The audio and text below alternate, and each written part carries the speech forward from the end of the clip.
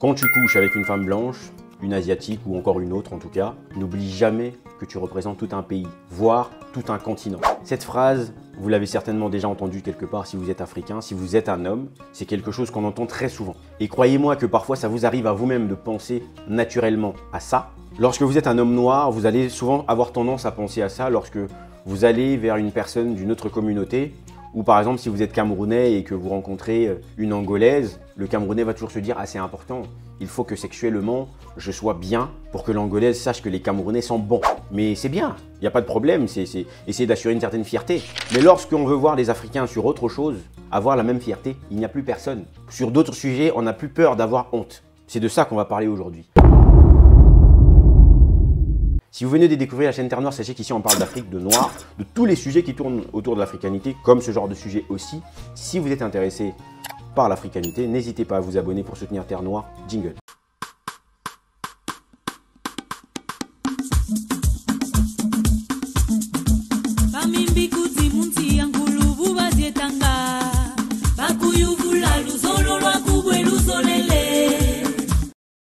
Les Congolais, les Ivoiriens, les Nigérians sont les meilleurs en matière de sexe. Est-ce que vous le savez ça? Vous savez, lorsque je viens de dire cette phrase, le plus marrant dans tout ça, c'est qu'il y a des personnes qui sont d'autres pays que je n'ai pas cités, qui se sont sentis vexés. Il y a des personnes qui se sont dit « Ah, mais c'est pas normal, il n'a pas cité mon pays. » Les gens se sont sentis blessés. Et quant au pays que j'ai cité, certains ont dit « Ah oui, toujours Congolais, toujours fort. » S'il y a un Ivoirien qui écoutait, il s'est dit « Ah oui, effectivement, le gars, il sait, il connaît la Côte d'Ivoire. Ça, c'est mon gars, ça. » Il y a des gens qui ont eu cette réaction en écoutant la phrase que je venais de prononcer. Ces gens-là ressentent une forme de fierté parce qu'on a dit qu'ils étaient très bons dans le sexe. Les Africains, de manière générale, ne veulent pas décevoir en matière de sexe. Les Africains, en matière de sexe, ils veulent toujours assurer. Étant africain, je peux vous le dire, lorsqu'on est jeune, on est africain, on veut toujours avoir une bonne image sur la question de la sexualité. Je n'ai pas un problème avec ça, que l'on soit clair. Le sujet n'est pas là. Le sujet est beaucoup plus profond que ça. Mais lorsqu'il ne faut pas décevoir en matière d'économie, lorsqu'il ne faut pas décevoir en matière de corruption, lorsqu'il ne faut pas décevoir sur beaucoup de choses d'un point de vue intellectuel, les Africains n'ont plus la même fierté. Les Africains ne veulent plus rien prouver. Les Africains ne veulent plus s'assurer que ce qu'ils vont faire vont être le meilleur. C'est là le problème. Comment peut-on développer une fierté seulement basée sur du sexe? Comment peut-on développer un ego où on veut toujours se défendre, vouloir être les meilleurs quand il s'agit de sexe? Mais quand il s'agit de vrais sujets qui fondent des nations, les Africains n'ont plus le même ego. Les Africains ne voient plus les choses de la même façon. Vous savez, les Congolais par exemple, lorsque l'on voit sur les réseaux sociaux, dans la jeunesse d'aujourd'hui, on aborde souvent le sujet des Congolais sur la question de la tromperie. On dit « Ah oui, les Congolais, ils aiment trop les femmes, c'est des trompeurs. » Vous avez des jeunes Congolais qui sont contents de l'entendre. « Ah oui, nous on est trop forts, nous on est trop bons. » Parce que, en fait, lorsqu'il faut parler maintenant d'autres sujets, les Congolais ne sont bons en rien d'autre. Donc ce qui intéresse les gens, c'est quand on leur dit qu'ils sont très bons en matière de sexe, ils sont très bons en matière de femmes ou en matière de danse, ils sont contents. On est toujours content de la stupidité. C'est-à-dire qu'en Afrique, on a la particularité d'accepter d'être content pour des stupidités. Donc des pays qui ne sont une référence en rien d'autre pensent que c'est une référence d'être là. Ah oui, on nous connaît en matière de sexe. En rien d'autre, on sait qu'on est des tocards économiquement, nos pays ne se développent pas. Mais en matière de sexe, on sait qu'on est bon et vous avez des gens qui sont fiers de ça.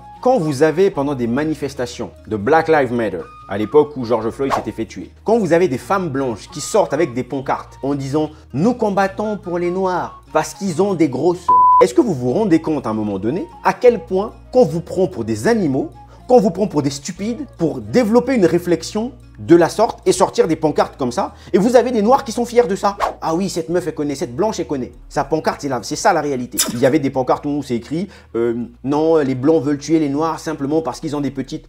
Mais est-ce que vous vous rendez compte du degré de stupidité? Pour vous, peut-être que ça vous paraît comme des choses anodines, mais ça décrit la perception que les autres ont de vous et la perception que vous acceptez, dont vous êtes fiers, parce que c'est ça la réalité. Les gens étaient fiers de voir ce genre de pancarte. Parce que lorsqu'il s'agit de se défendre sur la question des femmes, de choper des petites blanches, de choper des petites asiatiques, en tout cas des femmes qui ne sont pas africaines, là, les Africains sont unis. Si on dit « Ah oui, les Noirs, ils sont très forts », là, ils sont unis. Là, ils vont se soutenir. Mais lorsqu'il s'agit du panafricanisme, lorsqu'il s'agit de l'évolution de nos pays, les Africains ne sont plus unis. C'est chacun son problème, personne ne se développe, c'est chacun son problème. Quand c'est pas le sexe, c'est l'alcool. Qui parmi vous n'a jamais entendu la phrase que « Ah oui, un Antillais, les Antillais, ça rigole pas. Les Antillais, quand ils boivent, ils tiennent à l'alcool. » On développe une fierté sur des bêtises. Donc comme les Antillais, si vous avez déjà traîné avec des Antillais, vous allez l'entendre très souvent. « Ah oui, mais moi je suis un Antillais, moi. Moi quand je bois ce que je bois, tu peux pas boire. » On développe des réflexions sur des bêtises. Donc il y a une fierté à dire que toi tu bois des alcools forts, tu es plus lucide parce que toi tu peux boire 2 bouteilles de Jack. Mais qu'est-ce qu'on en a à faire de ces conneries? Qu'est-ce que ça donne ces conneries? Est-ce que ça nous permet de nous développer? Point d'interrogation.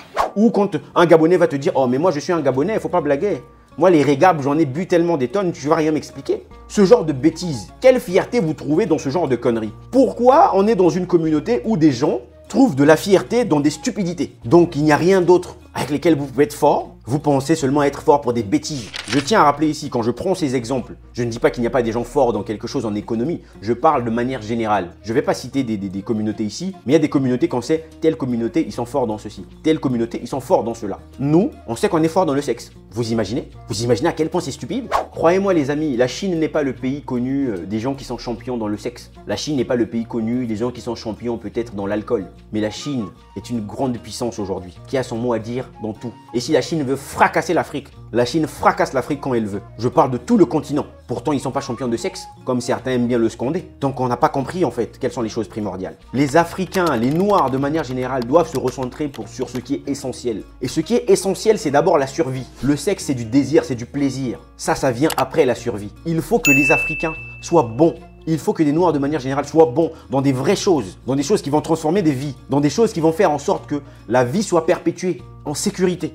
Si en tant que Noirs, nous avons des atouts physiques, tant mieux pour nous, c'est bénéfique. On n'a pas fait d'efforts pour en arriver là. Mais j'ai l'impression que justement le problème de l'homme noir, c'est le fait que justement, il a l'impression que tout ce qui lui est tombé dessus, comme il n'a pas fait d'efforts, il ne fait pas d'efforts pour quelque chose. Nous pleurons tous les jours les histoires de matières premières. Les matières premières sont sur un territoire, on n'a pas fait d'efforts, c'était là. Nous ne les avons pas créées. Aujourd'hui, nous sommes devenus esclaves de l'Occident, simplement parce que nous n'avons pas créé des choses pour contrer l'Occident.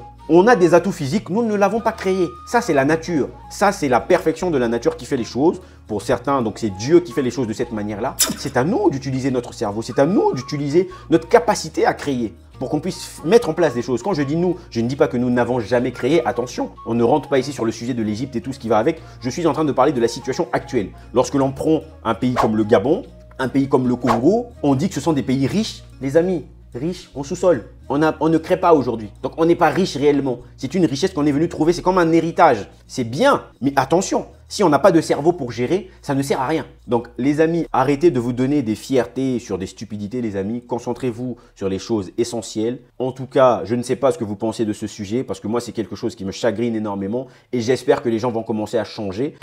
On se dit à très bientôt dans une prochaine vidéo. Imen.